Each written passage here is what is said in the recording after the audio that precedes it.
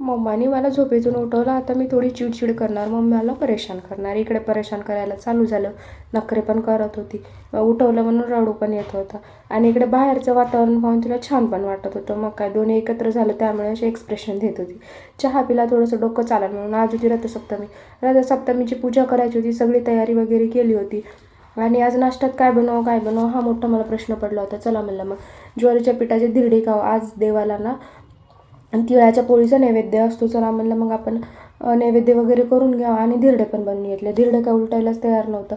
मग दुसरं तिसरं छान आले आणि पोटभर नाश्ता वगैरे केला. आणि इव्हिनिंगच्या टाईमला मला थोडंसं गच्चीवर जावं, खूप दिवस झालं झाडच पाहिले नव्हते. सगळे झाडं सुकवून गेल्यासारखे झाले होते. आमच्या पिल्लूच्या दिवसाची सुरुवात ना चिडचिडेनेच झाली होती. त्यामुळे मग ती दिवसभर चिडचिड करत होती. गाणे वगैरे लावून दिले, ऐकत नव्हती. तिचे व्हिडिओ लावले, संपला की लगेच रडायला लागत होती. असा होता आमचा आजचा दिवस. भेटू नेक्स्ट ब्लॉगमध्ये. Bye, take care.